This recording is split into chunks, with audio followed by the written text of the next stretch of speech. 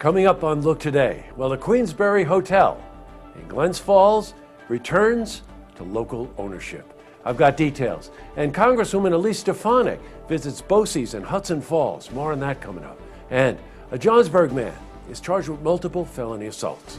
I've got those details. It's all ahead on Look Today.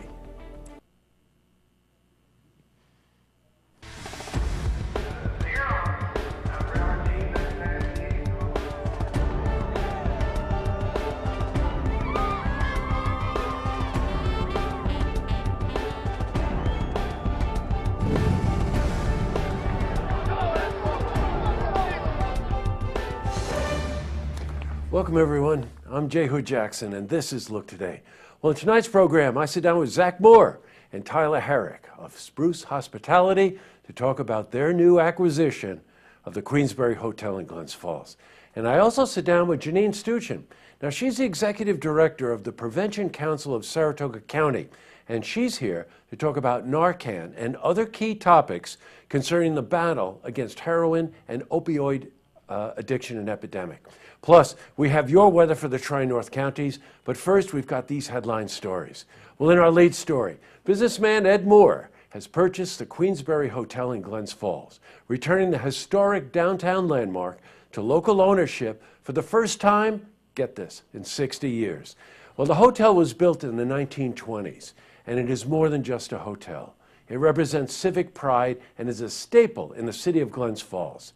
In 1924, local Glens Falls Hotel Corporation helped fund the creation of the hotel and would own it for the next 32 years. In 1956, local ownership ended when Shine Hotels Corporation took over. Now, since 2001, the hotel was owned by a Connecticut-based company. Well, Spruce Hospitality, a company owned by Zach Moore and Tyler Herrick, will now manage the hotel. Now, we were at the press conference today where we spoke to the developer, Ed Moore. Oh yeah, this is a keeper. This is not one of these things you turn over. This is a keeper. This is, I'm going to be a steward here for a while to take care of this.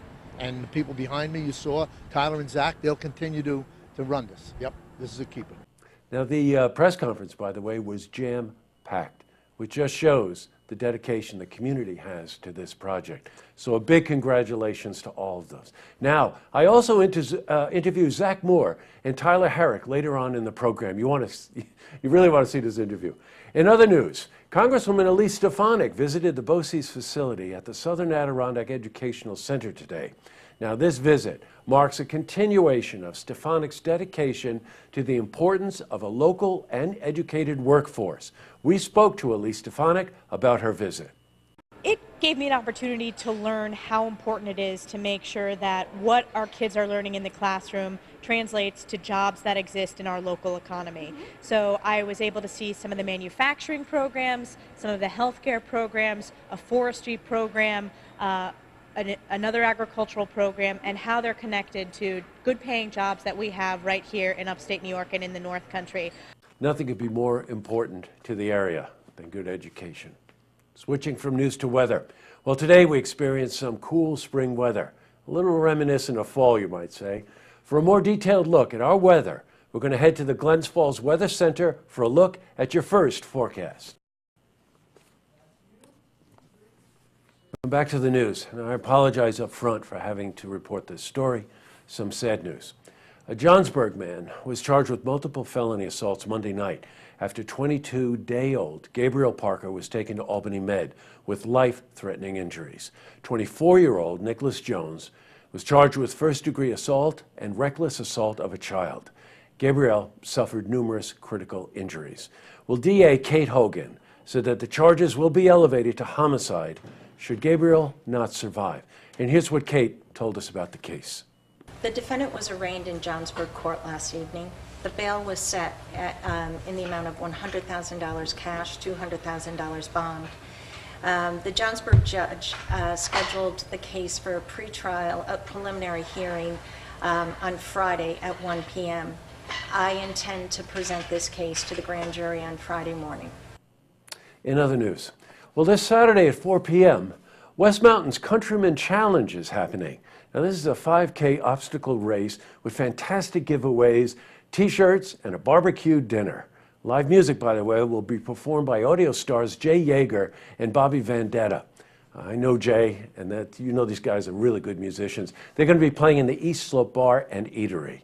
And for little competitors, a mini course will be set up after the main race. Now, registration will take place in the main lodge from 12 to 3 p.m. Online registration is available now at finishright.com.